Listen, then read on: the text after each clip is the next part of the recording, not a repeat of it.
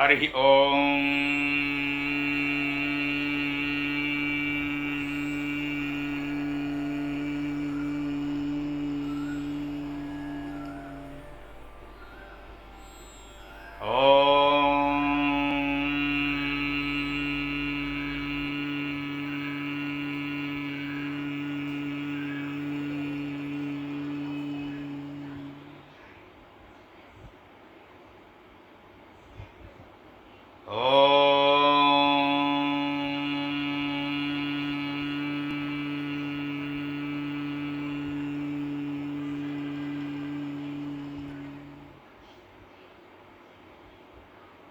గురుర్బ్రహ్మా గురుర్విష్ణుః గురుర్దేవో మహేశ్వరః గురుః సాక్షాత్ పరం బ్రహ్మ తస్మై శ్రీ గురవే నమః.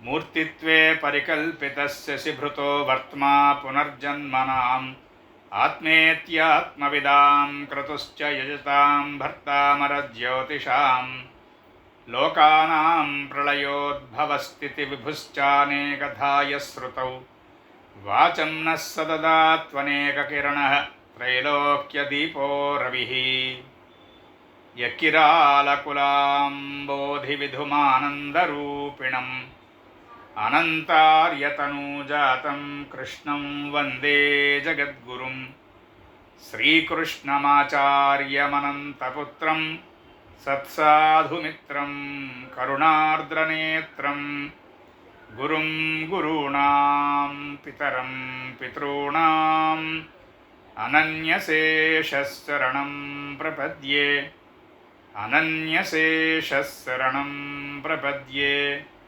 అనన్యశేషశరణం ప్రపద్యే. శ్రీకృష్ణార్యశిష్యరాజం జ్యోతిశ్శాస్త్రప్రబోధకం శ్రీపదమార్గమార్తాండం లక్ష్మణార్యమహం భజే.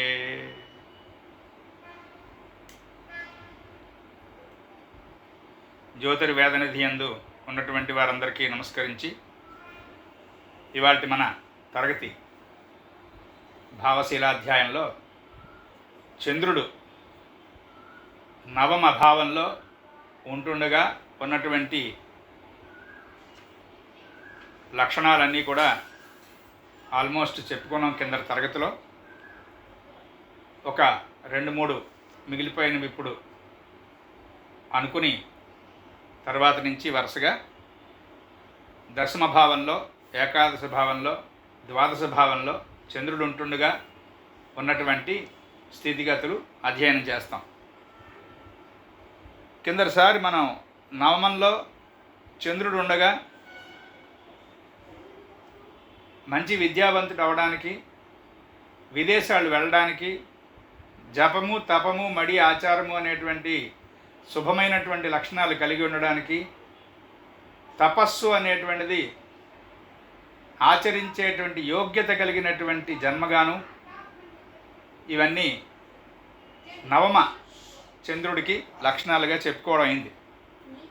అలాగే భక్తి యోగం అనేటువంటిది కూడా వీరికి చక్కనైనటువంటి మార్గంలో ఆదర్శవంతమైనటువంటి భక్తి కలిగిన వారు అవుతారు.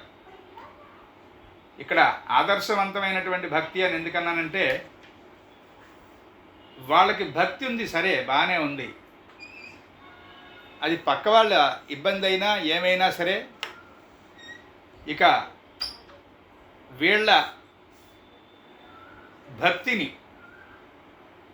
పక్క వాళ్ళకి ఇబ్బంది పెట్టకూడదు అనేటువంటి లక్షణం లేకుండా, ఆ జాగ్రత్త లేకుండా, అంటే ఆ మెచ్యూరిటీ అనేటువంటిది లేకుండా, అవతల పాపం వాళ్ళు ఎవరో అనారోగ్యంతో బాధపడుతూ ఉండగా కూడా విపరీతమైనటువంటి పెద్ద శబ్దం చేస్తూ భజన, సంకీర్తన, లేకపోతే వేదపారాయణ, ఇంకొకటి ఇక్కడ చక్కనైనటువంటి రీతిలో భక్తి కలిగి ఉండడము అంటే, నా భక్తితో నేను దండం పెట్టుకోవడమో స్తోత్రం చేయటమో ఏదో ఒకటి పక్కవాడికి ఇబ్బంది కలిగించకూడదు అనేటువంటిది మొట్టమొదట మనం ఆ ఆ మెచ్యూరిటీ అనేటువంటిది గడించాలి.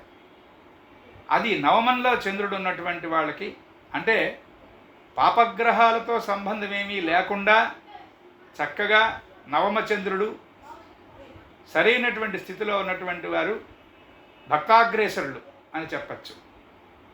వారు ఒక పక్కకి వెళ్ళి వాళ్ళకి కావలసినటువంటి వారు చేద్దామనుకున్నటువంటి భక్తి సాధనము అనేటువంటిది, అది నాద సాధన కావచ్చు, మంత్ర సాధన కావచ్చు, స్తోత్ర పారాయణం కావచ్చు, చరిత్ర పారాయణం కావచ్చు, ఇంకొకటి కావచ్చు. భక్తి చాలా రకాలుగా ఉంటుంది. మెచ్యూర్డ్గా ఉన్నటువంటి వాళ్ళు, అలా ఉండి నవమంలో చంద్రుడు ఉండేటువంటి వాళ్ళు ఆదర్శవంతమైనటువంటి భక్తిని కలిగి ఉంటారు. వారి భక్తిని చూసి మనం కూడా నేర్చుకోవాల్సి ఉంటుంది. అలా చక్కనైనటువంటి వారు, చక్కని లక్షణాలు కలిగినటువంటి వారు అయ్యి ఉండి తండ్రి ఎడల మంచి విధేయత కలిగి ఉంటారు. అంటే నవమము అనేటువంటి భావం, 9వ ఇల్లు అనేటువంటి భావం పూర్వపుణ్యము అనేటువంటిది ఫస్ట్ హెడ్డింగ్, అంటే భావ లక్షణాలు చెప్పుకుంటున్నప్పుడు. కనుక పూర్వపుణ్యము అన్న దాంట్లో వ్యాఖ్యానం ఏంటంటే, తండ్రులు, తాతలు, ముత్తాతలు కలిగినటువంటి వంశపురుషులు, మూల పురుషులందరూ కూడా ఆ వంశ మూలములన్నీ కూడా నవమం నుంచి తెలుస్తాయి మనకి. లగ్నాత్తు నవమం కానీ, చంద్రాత్తు నవమం కానీ తెలుస్తాయి. ముఖ్యంగా పరాశర సిద్ధాంతంలో నవమ స్థానము తండ్రిని సూచిస్తే, వరాహమిహిర సిద్ధాంతంలో దశమ స్థానము తండ్రిని సూచిస్తుంది. అలానివి పరాశరుడు మనకి దశమం తండ్రిని సూచించదు అని చెప్పలేదు. అక్కడ ప్రత్యేకంగా నవమం పితృస్థానం అని చెప్తూ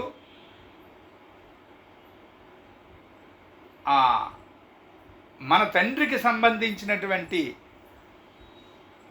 లక్షణములు ఎలా ఉన్నాయో తెలుసుకోవడానికి ఆయన రవి నుంచి 9వ ఇల్లు కూడా చూడమని చెప్తాడు పరాశరుడు. అది గ్రహాత్ భావము అనేటువంటి ఒక అధ్యాయం ఇంతకుముందు మీకు నేను 3-4 సార్లు మనవి చేశాను. ఒక్కొక్క వివరం, ఒక్కొక్క గ్రహం నుంచి ఆ పర్టిక్యులర్ భావాన్ని చూడడం. ఉదాహరణకి సప్తమ భావ వివరం చూస్తున్నప్పుడు, మనం అధ్యయనం చేస్తున్నప్పుడు లగ్నాత్తు సప్తమం, చంద్రాత్తు సప్తమం చూస్తూ శుక్రుడి నుంచి కూడా సప్తమం చూడాలి. నేను ఇంతకుముందు చెప్పాను, ఒకవేళ కనుక ఎవరైనా అప్పుడు తరగతుల్లో మిస్ అయిన వాళ్ళు ఉంటే ఇప్పుడు నోట్ చేసుకోవచ్చు. అలాగా ఉదాహరణకి సంతానం గురించినటువంటి అధ్యయనం చేస్తున్నాం, ఆ జాతకంలో ఏదో జాతకంలో చూస్తున్నాం మనం. అప్పుడు ఏ గ్రహం నుంచి పంచమాన్ని చూస్తాం? లగ్న చంద్రులు కాకుండా ఎవరైనా చెప్పండి.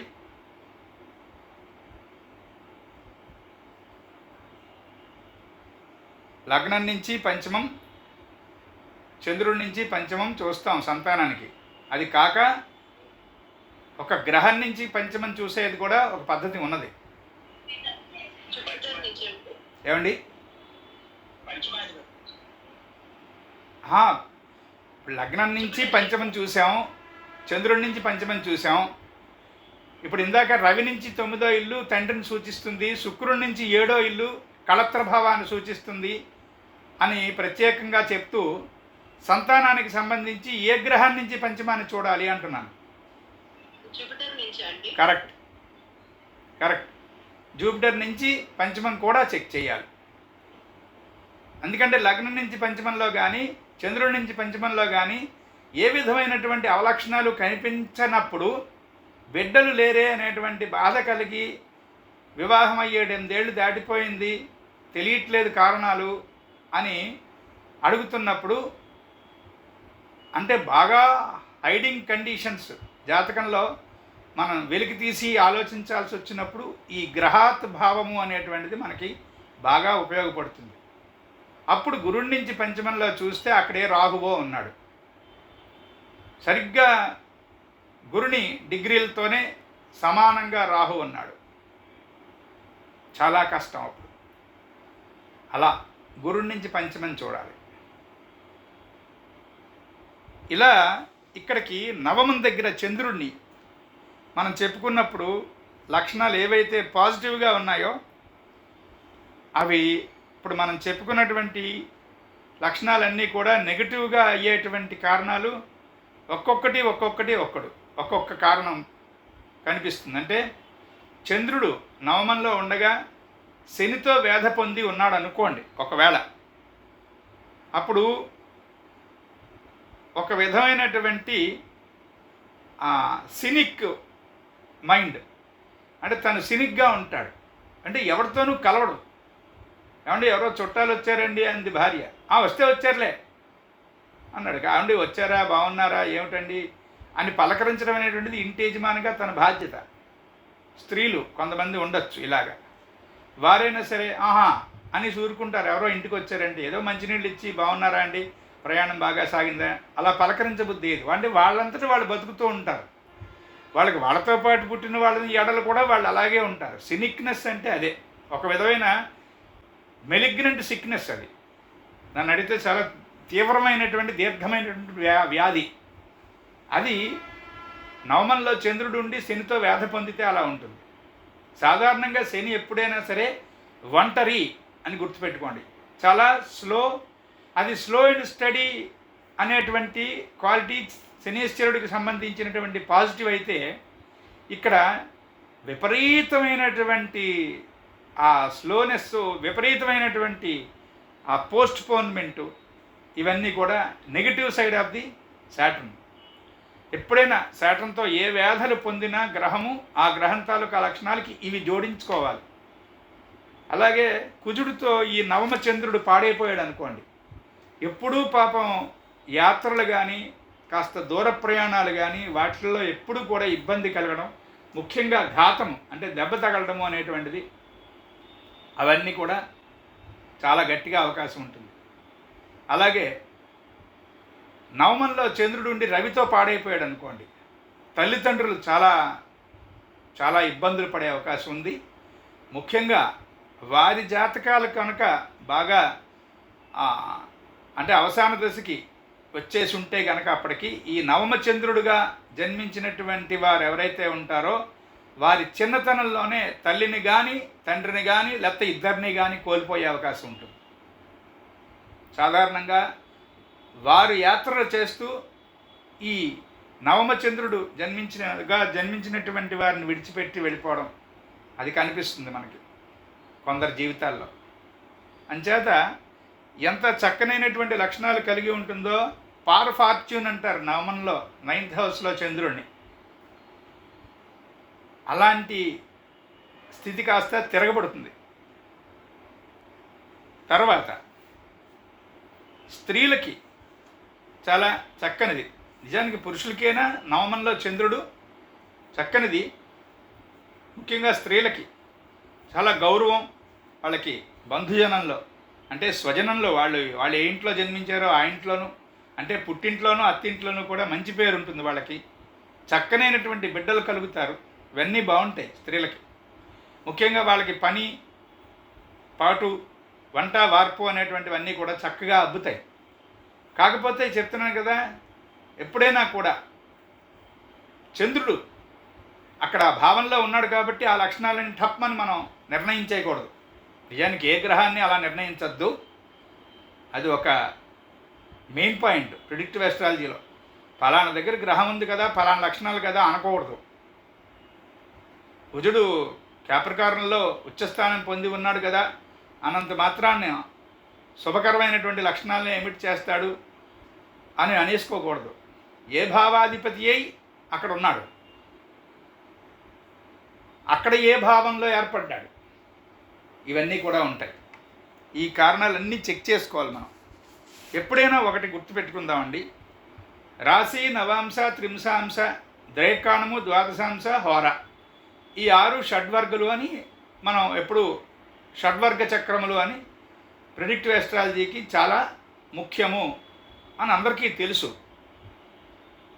వాటిల్లో పూర్తి వివరాలు తెచ్చుకోవాలి అనుకుంటే దాదాపుగా ఒక 15-20 గ్రంథాలు పూర్తిగా చదువుకుంటే కానీ ఈ షడ్వర్గ చక్రాల మీద ఒక కమెంట్ రాదు. ముఖ్యంగా వరాహమిహిరాచార్యుల వారు ద్రేక్కాణాన్ని స్పెషలైజ్ చేసి చెప్పినట్టుగా మిగతా వర్గాలు అంత ఎక్కువ వివరం ఇవ్వలేదు అని పెద్దలు చాలామంది చెప్తారు. అలాగే పరాశరుల వారు మిగతావన్నీ కూడా ద్రేక్కాణం తక్కువ, మిగతా వివరాలన్నీ కూడా ఎక్కువ ఇచ్చారు ఆయన.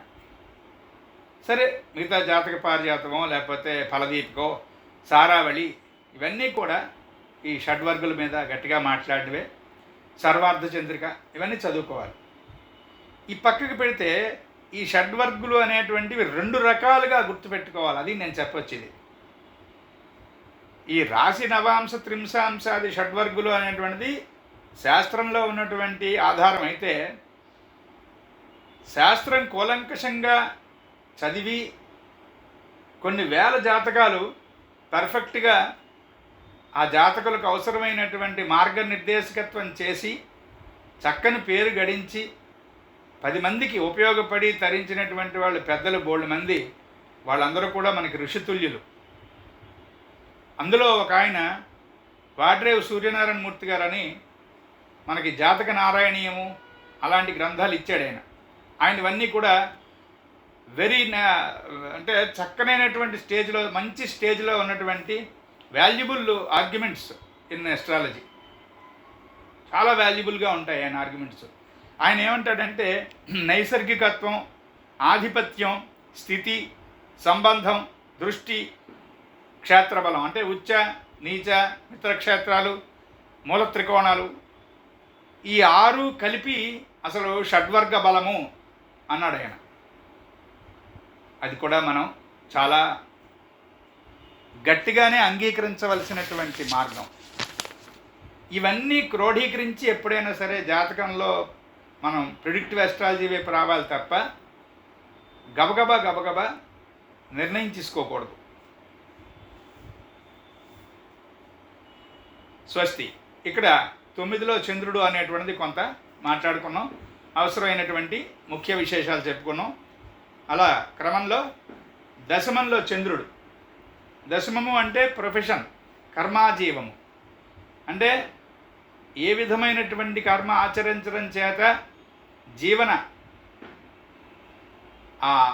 ఆ జీవన మార్గంలో ముఖ్యమైనటువంటిది, ఏ ప్రొఫెషన్ ద్వారా మనం ఇన్కమ్ అనేటువంటిది ఏం చేసి వీళ్ళు అది ధనం సంపాదిస్తారా లేకపోతే పేరు సంపాదిస్తారా ఇవన్నీ కాదు. సంపాదనము, సంపాదకత్వము అనేటువంటి విషయాలన్నీ కూడా దశమం ద్వారా తెలుస్తాయి. అందుకే నిజానికి ధనానికి సంబంధించినటువంటి నిర్వచనము మాస్టర్ గారు చాలాసార్లు చెప్పారు, వేదంలోంచే చెప్పారు. అది ధనమగ్నిర్ధనం వాయుర్ధన సూర్యో ధనం వసు ధనమింద్రో. ఇక్కడ మనకి ధనం అనేటువంటిది ఎన్ని రకాలుగా ఉంది. ధనము అంటే డబ్బులు అని ఒక్కటే మాత్రం మన అమాయకత్వమైనటువంటి బుర్రకి ఆలోచన కాదు. చాలా పలు రకాలైనటువంటి ధనముల ప్రసక్తి అంతా కూడా వేదంలోంచి మనకి ఇవ్వబడింది. అందులో ఒకానొక చిన్న భాగము మనం అందరం సరదా పడేటువంటి రూపాయల తాలూకా రూపం అనేటువంటి ధన రూపాల్లో ఒక రూపం అది. అంచేత ధన సంపాదనము అని అంటాడు ఋషి. ధన సంపాదనం అంటే ఒక్క డబ్బులో ఒకటే కాదు, ఇంకా చాలా ఉన్నాయి. అవన్నీ 10th హౌస్లోంచి తెలుస్తాయి. ఈ ధనమగ్నిర్ధనం వాయుర్ధనం సూర్యో ధనం వసు అనేటువంటి ఆ తావుల్లో ఉన్నటువంటి వేదభాగానికి సరైనటువంటి వ్యాఖ్యానము అర్థము చదువుకోగలిగితే 10th హౌస్ డీటెయిల్స్ కొంత వస్తాయి మన దగ్గరికి. అందుకే 10th హౌస్ అనేటువంటిది ఆల్మోస్ట్ లగ్నంతో సమానము అన్నారు. లగ్నాన్ని ఎంత ఇంపార్టెంట్గా చూస్తామో 10th హౌస్ని అంతే ఇంపార్టెంట్గా చూడాలి. ముఖ్యంగా మనకి సోలార్ సిస్టమ్ సాయన సిద్ధాంతము అనేటువంటి సిద్ధాంతంలో లగ్నంలోకి ప్రోగ్రెస్ అయ్యి వచ్చినటువంటి గ్రహములు, లగ్నాధిపతి ప్రోగ్రెస్ అయ్యి ఏ భావాల్లోకి ఏ గ్రహం మీదకి వెళ్ళాడు, ఇవన్నీ కూడా ఎంత ముఖ్యంగా చూసుకుంటూ వెళ్తామో 10th హౌస్ ప్రోగ్రెషన్ అంటే 10th హౌస్ కస్ప్, దశమ భావ స్ఫుట, ఆ దశమ భావ మధ్యం ఏదైతే ఉందో అది ఎక్కడికి ప్రోగ్రెస్ అయింది, సంవత్సరానికి ఒక డిగ్రీ చొప్పున ప్రోగ్రెస్ అయ్యి వెళ్తుంటుంది కదా, అలా ఎక్కడికి వెళ్ళింది చూడాలి, ఏ ఏ గ్రహాల మీదకి వెళ్తుందో చూడాలి, అలాగే 10th హౌస్లోకి ఏ ఏ గ్రహాలు ప్రోగ్రెస్ వచ్చి కూర్చుంటున్నాయో చూడాలి. ఇది చాలా బాగా అతి ముఖ్యమైనటువంటి ఘట్టం సోలార్ సిస్టంలో. ఇలాంటివి ఈ ఈ టైప్ ఆఫ్ అధ్యయన విశేషాలు లేకపోవడం చేతనే మనం ప్రిడిక్టివ్ ఎస్ట్రాలజీలో ఇబ్బంది వస్తూ ఉంటుంది. అలా చంద్రుడు దశమంలో కనుక ఉంటే పాజిటివ్గా ఉండి కాస్త మంచి గ్రహాల చేత చూడబడి చక్కనైనటువంటి స్థితిలో ఉంటే నైసర్గిక శుభత్వంతో పాటు ఆధిపత్య శుభత్వం కూడా పొంది ఇవన్నీ బాగున్నాయి అనుకోండి, అప్పుడు దేశాంతరమైనటువంటి ఖ్యాతి ఉంటుంది, ఖండాంతరమైనటువంటి ఖ్యాతి కూడా ఉంటుంది. 10th మూన్కి చాలా బలం ఉంది. కాకపోతే ఏ ప్రొఫెషన్ వల్ల వీళ్ళకి కీర్తి ఖ్యాతి అనేటువంటివి అని అడిగితే మనకి శాస్త్రకారుడు చెప్పినటువంటి మాట ఏంటంటే, వీళ్ళ ప్రొఫెషన్ని మనం ఫిక్స్డ్గా ఇది అని నిర్ణయించలేము అన్నారు. 10th మూను అంటే మూన్ అంటే ఫికిల్నెస్ని సూచించేటువంటి గ్రహం కనుక, అంటే అమావాస్య పౌర్ణమి అనేటువంటిది వృద్ధి క్షయము అనేటువంటి ఆ పీరియాడిసిటీస్ అనేటువంటివి మనకి ఫ్రీక్వెంట్ చేంజెస్ అనేటువంటివి మనకి తెలియచేసే గ్రహం కనుక ప్రొఫెషన్ అనేటువంటిది ఖచ్చితంగా ఇదిగో టీచర్ అని కానీ, లేకపోతే మెకానికల్ ఇంజనీర్ అని కానీ, సివిల్ ఇంజనీర్ అని కానీ, లేకపోతే ఫలానా అని మనం గబుక్కుని తేల్చడానికి అవదు. 10th హౌస్ డిగ్రీలు గుర్తుపెట్టుకోండి, ఇక్కడ సందర్భం వచ్చింది కాబట్టి చెబుతాను. 10th దశమ భావ స్ఫుట అంటే 10th హౌస్ డిగ్రీస్ ఏవైతే ఉన్నాయో వాటికి నవాంశ కడితే ఆ నవాంశ ఏ రాశిలో పడిందో ఆ రాశ్యాధిపతికి సంబంధించినటువంటి ప్రొఫెషన్స్ అన్నీ కూడా ఈ జాతకునికి ఉద్యోగానికి సంబంధించిన వివరాలు. అలాగే దశమ భావ స్ఫుట నవాంశ ఏ రాశిలో పడిందో ఆ రాశికి సంబంధించినటువంటి ప్రాంతములు, అంటే అది కొండ ప్రాంతమా, సముద్రానికి దగ్గర, నదికి దగ్గర, లేకపోతే బాగా ఎడారులకి దగ్గర, లేకపోతే దేవాలయాలన్నీ చుట్టూరా ఉన్న ప్రదేశమా, లేకపోతే ఆవులు పశువుల సాలుందా, లేకపోతే కబేళా మేకల కబేళా ఉందా అనేటువంటిది, ఎక్కడ ఉద్యోగం చేస్తూ ఉంటాడనేటువంటి ప్రదేశ స్వరూపం, నైసర్గిక స్వరూపం అనేటువంటిది ఆ రాశి నుంచి తెలుస్తుంది. ఆ నవాంశ రాశ్యాధిపతి ఎవరైతే అవుతాడో ఆయనకి సంబంధించినటువంటి ప్రొఫెషన్స్ ఇతనికి సేఫ్ అని చెప్పారు. దాన్ని బట్టే మనం చదివించుకోవాలి, దాన్ని బట్టే మనం పైకి తీసుకురావాలి.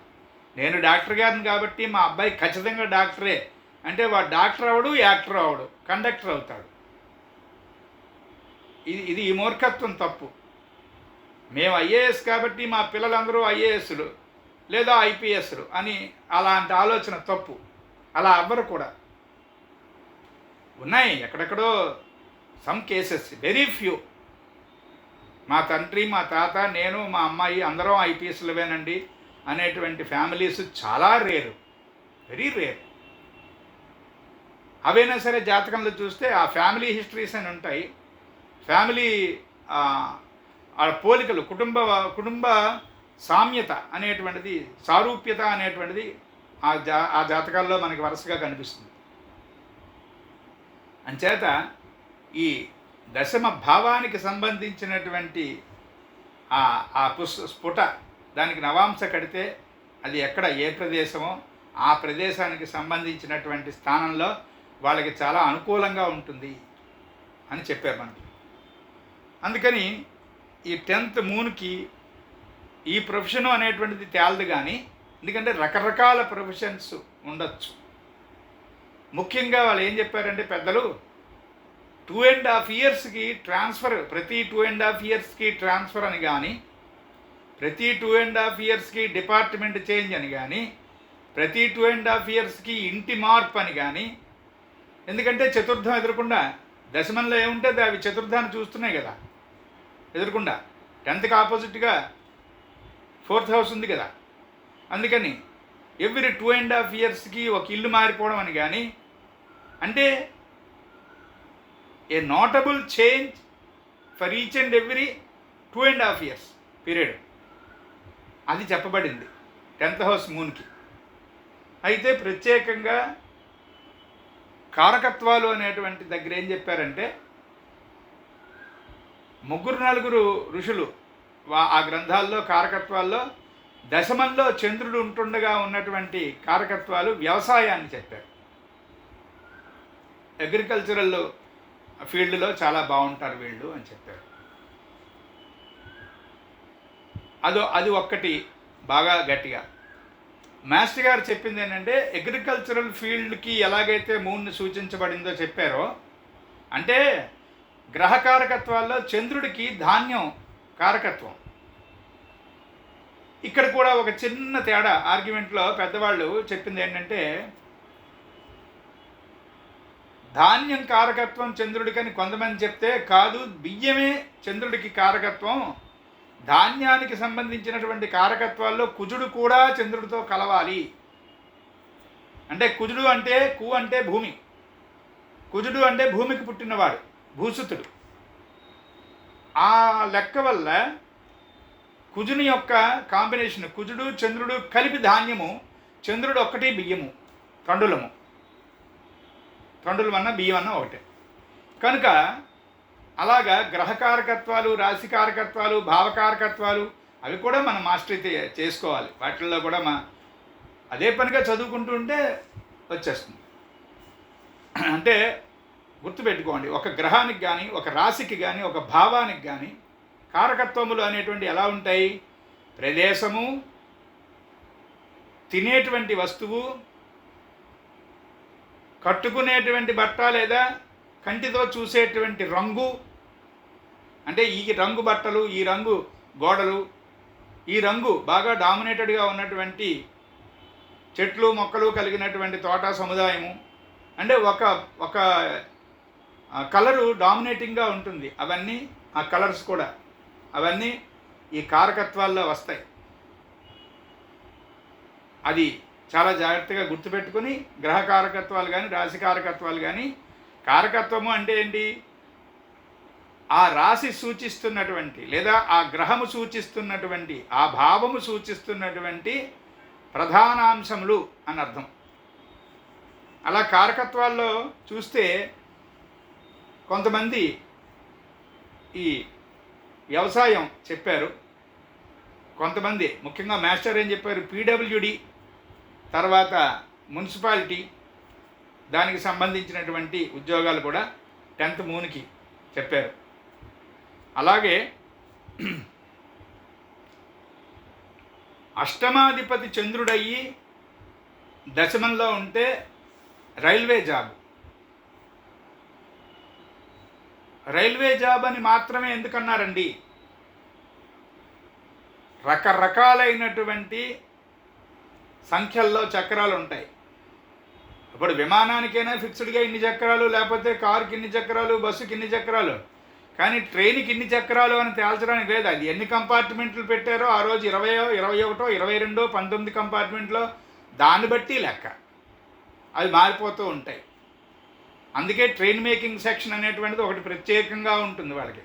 ప్రతి ట్రైను అలాగే ఉంటుంది. ఆ ఇంజన్ తర్వాత ఆ పెట్లే ఉంటాయి. అయినా కూడా అవసరమైనప్పుడు అటు ఇటు మార్చి వాళ్ళు ఏదో ప్రతిరోజు ట్రైన్ మేకింగ్ అనేటువంటిది చాలా ప్రొసీజర్స్, విపరీతమైన ప్రొసీజర్స్ ఉంటాయి అందులో.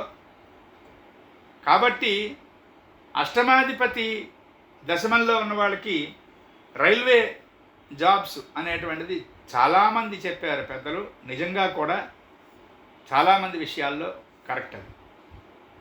అందుకని ఈ 10th మూన్ అనగానే నాకు ఆ ప్రొఫెషన్ దానికి సంబంధించి వివరాలు గుర్తొచ్చి చెప్పారు. అలాగే 10th మూన్ అనేటువంటిది చెప్పాను కదా, ప్రొఫెషన్ ఇది అని తేల్చలేము. వాళ్ళు ప్రవజ్ర యోగము అనేటువంటిది చెప్పుకున్నాం. అంటే 1-2 సార్లు, అంటే యోగాన్ని పూర్తిగా వివరించలేదు కానీ 4 గ్రహాల కన్నా మించి ఉంటే ప్రవజ్ర యోగము అనేటువంటిది ఒక యోగము. నిజానికి అది సన్యాసి యోగాల్లో ఉంటుంది.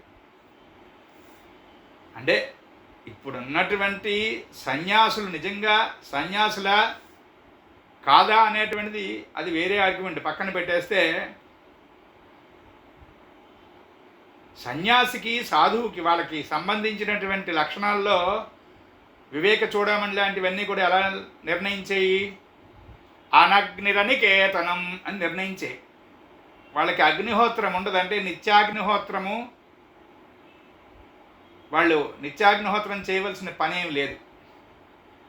అనికేతనం, వాళ్ళు ఎక్కడా కూడా పైన కప్పు ఉన్న దగ్గర, అంటే దాన్ని ఏమంటారు, స్లాబు ఉన్న దగ్గర ఎక్కడ నివసించే పని ఉండదు, వాళ్ళకి ఉండరు, వాళ్ళకి లక్షణాలు అవి. మరి ఇప్పుడు అందరూ పెద్దవాళ్ళు వాళ్ళు ఏసీ రూమ్ అంటారు, అదంటారు, ఇదంటారు. సరే, మనం అది అనవసరమైన విషయం. అంటే అలాంటి నిజమైనటువంటి సన్యాసులు, కంచిమర పరమాచార్యులు లాంటి వాళ్ళు ఎక్కడా మానవులు పొందినటువంటి సుఖములు పొందినటువంటి వారు కాదు. చక్కనైనటువంటి ఆదర్శ పురుషులు, నిజమైనటువంటి సన్యాసులు. తీస్తే ఈ 4 గ్రహాలకి మించి ఆల్మోస్ట్ ఒకే డిగ్రీలో కొన్ని స్థానాలే ఉన్నాయి సుమా. అది ప్రతి రాశి అని కాదు, ప్రతి భావం అని కాదు, దానికి లెక్క ఉంది. ముఖ్యంగా దశమంలో కనుక 4 గ్రహాలకి మించి ఉన్నాయనుకోండి, అప్పుడు మంచి చక్కనైనటువంటి అనుభవంతో, చక్కనైనటువంటి లక్షణాలతో కలిగి శిష్య సమేతుడై సంచారం చేస్తున్నటువంటి స్వామీజీ కావచ్చు. అది కూడా ఉంది. 10th మూన్తో పాటు మిగతా గ్రహాలు ఉండాలి. ముఖ్యంగా అది 10th మూన్కి లక్షణం. అలాగే రాజకీయాల్లో చక్కగా పైకి వచ్చిన వాళ్ళు ఉన్నారు. అంచేత 10th మూన్కి అది బహుముఖాలు. 10th మూన్కి ఉన్నటువంటి లక్షణాలు ఒకటని కాదు. ఏదైనా కూడా ఈ పాజిటివ్ మూన్ని 10thలో ఉంటే మనం చెప్పుకున్న లక్షణాలన్నీ, అది ఏ గ్రహాలు ఏదైనా చెడిపోతే చాలా కష్టం. వాళ్ళకు ఒక ప్రొఫెషన్ అంటూ ఉండదు, ఒక రకమైన ఆదాయం ఉండదు, అందరి మీద ఆధారపడిపోతారు, ఇంట్లో వాళ్ళ చేతి తిట్లు తింటుంటారు, భార్యా బిడ్డల్ని సరిగ్గా పోషించుకోరు. అలా చిత్రంగా ఉంటుంది. ఇక్కడే ఒక విషయం, బాగుపడేటువంటి లక్షణాలు, బాగు చేసేటువంటి లక్షణాలు అనేటువంటివి, అంటే చక్కనైనటువంటి సన్మార్గంలో ఉన్నటువంటి లక్షణాలు జాతకంలో అవి ప్రూవ్ కాకపోవచ్చు. దుర్లక్షణాలు, అవయోగాలు అనేటువంటివి ఖచ్చితంగా ప్రూవ్ అయిపోతాయి. ఎంచేత అంటే దానికి 2 రకాలైనటువంటి కారణాలు ఉన్నవి. ఒకటో కారణం ఏమిటి? జీవికి అనాదిగా వస్తున్నటువంటి, అంటే జన్మల తరబడి వస్తున్నటువంటి పూర్వవాసనలో నెగటివ్ అయినటువంటిది ఏదైతే ఉందో దానికి తొందరగా అట్రాక్ట్ అవుతాడు జీవి. పాజిటివ్ అనేటువంటి అంశాలకి చాలా తక్కువగా ఆదరణ చూపిస్తాడు. అది జీవికి లక్షణం. ఎంచేత అది కూడా ఉంది కారణం. పాపము, పుణ్యము, సుఖము, దుఃఖము, మంచి చెడు, ఏది ఆచరణ చేయవలసింది, ఏది వర్జించవలసింది అనేటువంటి ఆ విచక్షణ అనేటువంటిది జీవికి వ్యక్తిగతంగా వదిలివేయబడింది ప్రకృతి చేత. దానికి భగవంతుడు కర్త కాదు. ఇంకా మానవ జన్మ ఎప్పుడైతే వచ్చిందో, నువ్వు తప్పు చేస్తావో, రైట్ చేస్తావో, పుణ్యం చేస్తావో, పాపం చేస్తావో, సత్యంగా ఉంటావో, అసత్యంగా ఉంటావో, నీ ఇష్టం అని చెప్పి విడిచిపెట్టబడింది. ఆ కారణంగా సాధారణంగా ఏదైతే వామ మార్గం అయితే ఉందో అటుపక్కే వెళ్తాడు జీవి. అది సహజం. సరే, ఇది మీమాంసకి సంబంధించినటువంటి విషయం కనుక మనం జ్యోతిష్ శాస్త్రం నుంచి పూర్వమీమాంస, ఉత్తర మీమాంస వాటిల్లోకి వెళ్ళడం సబబైన విషయం కాదు కాబట్టి ఇప్పుడు వదిలేద్దాం. అలా పూర్వం నుంచి, అంటే పూర్వజన్మల నుంచి ఆచరిస్తున్నటువంటి దుష్కర్మ ఒక కారణమైతే, దాన్ని అటుంచి ఇప్పుడున్నటువంటి ఈ జీవికి ఉన్నటువంటి తల్లిదండ్రులు ఇతన్ని పెంచిన తీరుంది కదా, అది ప్రధానమైన కారణం. ఈ 2 కారణాల వల్లనే తొందరగా జీవి నెగిటివ్ ట్రైట్స్ వైపు వెళ్ళిపోతూ ఉంటాడు. అది చాలా జాగ్రత్తగా మనం చెక్ చేయాలి. ముఖ్యంగా 10th మూన్ చెడిపోతే చాలా కష్టం బాగు చేయడం. ఎప్పుడైనా జాతకం చెడిపోయినప్పుడు ఎలా బాగు చేసుకోవాలి, దాని గురించే కదా జ్యోతిష్ శాస్త్రం ప్రధాన కర్తవ్యం, అదే కదా. బాగులేనటువంటి వాడిని బాగు చేయడం అనేటువంటి దానికే మనం ఎక్కడెక్కడైతే ఏ ఏ అంశాల్లో మనం బాగోమో ఆ అంశాలు మనం ఎలా బాగు చేసుకోవాలో మనకి నిర్ణయించి నిర్ధారించి ఇచ్చేటువంటి పట్టికే జ్యోతిష్ శాస్త్రం. కనుక మూన్ చెడిపోయాడు, 10th మూన్ అయ్యుండి చెడిపోయాడు అని మనకి లెక్కలకు అందినాడు. మనం చేయవలసింది ఇమీడియట్గా రవి ఏమాత్రం కొంచెం బాగుంటే ఆ రవికి సంబంధించినటువంటి నెంబరు, కలరు, మంత్రము, దిక్కు ఇవన్నీ కూడా స్టిమ్యులేట్ చేయాలి. రవి కూడా బాగులేడు, అప్పుడు వీనస్ని స్టిమ్యులేట్ చేయాలి. లేదా ఒక్కొక్కసారి నెప్ట్యూన్ బాగుంటాడు, నెప్ట్యూన్ స్టిమ్యులేట్ చేయాలి. అలా రవి చెడిపోతే శుక్రుడిని, శుక్రుడు చెడిపోతే రవిని, గురువు చెడిపోతే రవిని, రవి చెడిపోతే గురుడు ద్వారా, అలా ప్రత్యేకమైనటువంటి కాంబినేషన్స్లో ఒక గ్రహం చెడిపోతే ఇంకొక గ్రహం ద్వారా దీన్ని బాగు చేయడం అనేటువంటి మంచి పద్ధతి చెప్పారు మాస్టర్. జ్యోతిష ప్రకాశంలో క్లియర్గా ఉంటుంది. అది కొంచెం ఓపికగా చదివితే తెలిసిపోతుంది. అలాగా జాగ్రత్తగా చెప్పి వాళ్ళని లాక్కురావాలి మనం. ఇక్కడ 10th మూన్కి సంబంధించి ఇంకొక 2 పాయింట్స్ అవి చెప్పుకుంటే వాళ్ళ తరగతి పూర్తయినట్టే.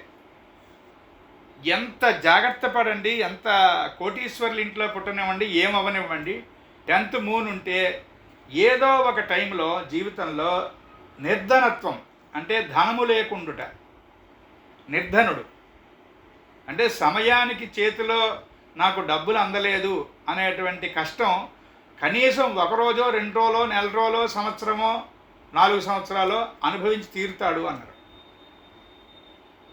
ఉంటుంది కొన్నాళ్ల పాటు, పర్మనెంట్ ఏం కాదు, తర్వాత మళ్ళీ కోలుకుంటాడు. ఇందాక మన సోదరుడు చెప్పినట్టు దశలు మారుతున్నప్పుడు ఆయా దశలకు సంబంధించినటువంటి గ్రహాలు ఇక్కడ ఏ భావాధిపత్యాలు వహిస్తున్నాయో ఆ భావానికి సంబంధించినటువంటి ఇష్యూస్ అన్నీ కొంచెం ప్రామినెంట్గా ముందుకెడుతూ ఉంటాయి జీవితంలో. అందుకే ఈ పాయింట్ మీద ఆధారపడే మనకి మాస్టర్ గారు చాలాసార్లు చెప్పిన ఇంపార్టెంట్ పాయింట్స్లో ఒక పాయింట్, చంద్రుడి నుంచి లగ్నం నుంచి కూడా 5th హౌస్ చాలా బాగుంది. అంతెందుకు, లగ్నంలో చంద్రుడు ఉన్నాడు, అప్పుడు చంద్రుడి నుంచి లగ్నం నుంచి కూడా ఒకటే లెక్క కదా వస్తుంది. డిగ్రీలు కూడా లగ్నం 10 డిగ్రీలు అయితే చంద్రుడు కూడా పోనీ 12, పోనీ 8, 15 ఆ దగ్గరలోనే ఉన్నాడు. అప్పుడు అక్కడి నుంచి ఉన్నటువంటి 4th హౌస్, 5th హౌస్ ఇవన్నీ కూడా అత్యద్భుతంగా ఉన్నాయి. మంచి గ్రహాలు ఉన్నాయి, ఆధిపత్యాలు బాగున్నాయి. అంటే చతుర్థాధిపతి, పంచమాధిపతి కూడా చాలా బాగున్నారు. చెప్పింది అర్థం చేసుకునేటువంటి లక్షణాన్ని సూచిస్తుంది భావం. ఏ భావం చూపిస్తుంది? ఎవరైనా చెబితే మనకి టక్కుమని అర్థమవుతోంది అంటే ఏ భావం? ఒక మారు ఆలోచించండి. ఇలాంటివన్నీ ఇంపార్టెంట్ మనకి. మనం చెప్తే ఎదుటి వాళ్ళకి అర్థమయ్యేటట్టు చెప్పగలగడం ఒక భావం వల్ల. ఆ భావం గట్టిగా ఉంటేనే 10 మందికి అర్థమయ్యేటట్టు చెప్తాం, లేకపోతే వాడు ఎక్స్ప్రెషన్ వీక్రా అనేస్తారు. అలాగే అమ్మా 2 లక్ష్మి గారు కరెక్ట్గా చెప్తున్నారు. 2 మరియు ఓకే ఓకే జయం. ఇప్పుడు ఆ 2 దానికి ఎదురకుండా 8 కరెక్ట్. అంటే 2 ఏమో వ్యక్తపరచుట, అంటే ఒకళ్ళకి అర్థమయ్యేటట్టు చెప్పగలగడం. 8 ఒకళ్ళు చెప్తే బోధపరచుకోవటం. ఈ 2 అన్నమాట. సో లగ్నం నుంచి చంద్రుడి నుంచి చతుర్థ, పంచమ, ద్వితీయ, అష్టమాలు ఇవన్నీ విద్యకి సంబంధించినవిగా మనం మొత్తం కలిపి వంట చేయాలి. అప్పుడే ఆ విద్య వస్తుందా రాదా, వస్తే ఏ విద్య వస్తుంది, ఇవన్నీ చూసుకోవాలి. ఇవన్నీ బాగానే ఉండి ఈ 4కి సంబంధించినటువంటి గ్రహదశ అప్పుడు రావట్లేదండి. 30 ఏళ్ల లోపల రావట్లేదండి. అప్పుడు ఇవన్నీ బాగుండి ఏమిటి ఉపయోగం? ఇక్కడ మనం ఇంటర్ప్రిటేషన్ ఏమిటి? ఎట్టి పరిస్థితుల్లో ఎకడమిక్ లైన్లో సక్సెస్ అవ్వడం అనేటువంటిది ఈ జాతకుడికి లేదు. వాడు jack of many more trades. Of course ఈ may be the master in many more trades, but authorization, certification ఉండదు. అలాగా ఇందాక సోదరుడు అడిగినటువంటి దశాంతర్దశల విభాగానికి అంత ప్రాముఖ్యత ఉంది. మహాదశో, అంతర్దశో, విదశ, సూక్ష్మదశ, విదేహదశ, ప్రాణదశ, 6 రకాలైనటువంటి దశలు ఉన్నాయి మనకి. ఈ షడ్దశల్లో ఏదో ఒకటి మనకి హెల్ప్ చేయకపోతే సరైన విద్య అవ్వదు, సరైన ఉద్యోగం రాదు, సరైనటువంటి వివాహం జరగదు, సరిగ్గా సంతానం కలగదు.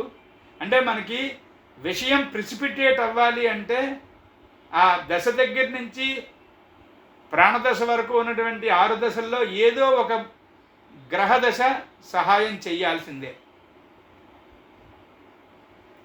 అందుకనే మనం ఆ దశాంతర్దశ విధానం అనేటువంటిది చాలా జాగ్రత్తగా నేర్చుకోవాలి. కాకపోతే అవి ఎక్కడ అప్లై చేయాలి, ఏ రకమైనటువంటి దశలు కట్టాలి? పరాశరుడు చెప్పాడు, అన్ని జాతకాలకి వింశోత్తరే పట్టుకుని వేలపడిపోకండి అన్నాడు. దాని వివరం మనకి వరాహమిహిరుల వారు బృహజ్జాతకంలో ఇచ్చారు. లగ్న రవి చంద్రులలో ఏది బలమో దానికి దశ కట్టయ్యా అన్నాడు. మనం అందరూ చంద్రుడికే కట్టేస్తున్నాం దశలు. అంటే అన్ని పశువులకి ఒకటే తాడు. కొన్ని పశువులు బలంగా ఉంటాయి, అప్పుడు ఆ తాడుని తెంపుకుని పోతాయి. అంటే మనకి ప్రిడిక్షన్ రాదు. అందుకని ఆ జాగ్రత్త వహించాలి. ఎంతకాలం ప్రయత్నం చేసినా కొంతకాలం నిర్ధనత్వం తప్పదు అనుకున్నాం దశమంలో చంద్రుడికి. అలాగే దశమంలో శని గనక ఉంటే చాలా జాగ్రత్త. మనం శని చెప్పుకున్నప్పుడు ఎలాగూ చెప్పుకుంటాం, కానీ విషయం వచ్చినప్పుడు చెప్పుకుంటే అప్పుడు మళ్ళీ ఇంకొకసారి చెప్పుకున్న వాళ్ళ అవుతాం, గట్టిపడుతుంది. దశమ శని ఎట్టి పరిస్థితుల్లో జీవితంలో ఒకానొకసారి ఏదో ఒక సందర్భంలో పూర్తిగా కిందకి పడేస్తాడు. అంటే వాడు కోటీశ్వరుడు కావచ్చు, లేకపోతే అత్యద్భుతమైనటువంటి ఆటగాడు కావచ్చు, అత్యద్భుతమైనటువంటి పాటగాడు కావచ్చు, నటుడు కావచ్చు, ఏదైనా కావచ్చు. ఒకానొక సమయంలో అధఃపాతాళానికి పూర్తిగా కుదేలైపోయాడు అంటారు చూసారు, అలాగా పూర్తిగా పరిస్థితి కిందకి జారిపోతుంది. మళ్ళీ లేవడము అనేటువంటిది చాలా చాలా కష్టం. ఇక ఒరిజినాలిటీని తీసుకురాలేం. 10th శాటర్న్కి చాలా గట్టి లక్షణం అది. 10th క్యాప్రికార్న్ ఎక్వేరియస్ అయ్యి అక్కడ శాటర్న్ ఉన్నా కూడా అంతేనా అని ప్రశ్న వేస్తాం. అవును అంతే అని సమాధానం చెప్పాలి. అందుకే చెప్పాను కదా, నైసర్గిక బలము, ఆధిపత్య బలము, క్షేత్ర బలము, దృష్టి బలము, సంబంధ బలము, ఈ విధమైనటువంటి 6 బలాలు కూడా ప్రత్యేకంగా చూడాలి ప్రతి ఇష్యూకి, ప్రతి గ్రహానికి. షడ్వర్గులు కాకుండా ఇవి కూడా షడ్వర్గులే అని గుర్తుపెట్టుకోవాలి. ఇలా చూస్తే కానీ అందుకే మనం ప్రిడిక్షన్ అనేటువంటిది ఏమనుకున్నాం, గతంలో చెప్పుకున్నాం. గ్రహజం, భావజం, రాశిజం. గ్రహభావజం, గ్రహరాశిజం, యోగజం. జం అంటే జన్మించినది అని, అంటే దానివల్ల పుట్టేది అని. గ్రహజం అంటే గ్రహం వల్ల కలిగేటువంటి ప్రిడిక్షను. భావజం భావం వల్ల సూచించబడుతున్న ప్రిడిక్షను. యోగజం యోగం వల్ల తెలుస్తున్నటువంటి సూచింపబడుతున్నటువంటి ప్రిడిక్షను. అలాగా మళ్ళీ గ్రహభావజం, ఏ గ్రహం ఏ భావంలో ఉంటే, ఇప్పుడు అదే మనం అధ్యయనం చేస్తున్నాం. ఏ గ్రహం ఏ రాశిలో, గ్రహరాశిజం విడివిడిగా వస్తాయి. అవి 6 ఎలా వస్తాయో ఇప్పుడు మనం నైసర్గిక ఆధిపత్యాది, క్షేత్రాది, షడ్వర్గ బలాలు అనేటువంటిది విడివిడిగా చెప్పుకున్నాం చూసారా. అంటే అసలు ఒరిజినల్గా ఉన్న షడ్వర్గులు, ఇప్పుడు మనం చెప్పుకున్న ప్రత్యేక షడ్వర్గులు, షడ్విధానాలు, గ్రహజం, రాశిజం, భావజం అనేటువంటివి, అవి కూడా బృహత్ పరాశర హోరలో కనిపిస్తాయి మనకి. ఈ మూడు మూడు రకాలైనటువంటి 6 6 6 చెప్పిన ఈ 18 రకాలు మనం మాస్టరీ చేసుకోగలిగితే ప్రిడిక్టివ్ ఆస్ట్రాలజీలో ముందుకు వెళతాం. దానికి సంబంధించినటువంటి మార్గంలో ఇప్పుడు మనం దశమ చంద్రుడిని ఇలాంటి రకరకాలైనటువంటి విధానాలని చదువుకోగలిగినటువంటి సత్తా కూడా 10th మూన్ ఇస్తాడు. చాలా శాస్త్రాలు చదువుకుంటారు వాళ్ళు. ఒక్క పాయింట్ ఏంటంటే వీళ్ళ భార్య కొంచెం గడుసుగానే ఉంటుంది. 10th మూన్ ఉన్నటువంటి వారికి, పురుషులకు మాత్రమే ఇది. 10th మూన్ ఉన్నటువంటి స్త్రీలకి భర్త గడుసువాడు అని చెప్పలేదు కానీ 10th మూన్ ఉన్నటువంటి పురుషులకు మాత్రం భార్య గడుసుగా ఉంటుంది అని చెప్పారు. ఇంతవరకు ఈ అధ్యయనం ఇక్కడికి ఆపుదాం. వచ్చే తరగతిలో మళ్ళీ ఏకాదశ ద్వాదశ భావాల్లో చంద్రుని లక్షణాలు అధ్యయనం చేద్దాం. స్వస్తి స్వస్తి ప్రజాభ్య పరిపాలయంతాం న్యాయేన మార్గేణ మహిమహేషాః గోబ్రాహ్మణేభ్య శుభమస్తు నిత్యం. లోకాః సమస్తాః సుఖినో భవంతు. ఓం శాంతి శాంతి శాంతి.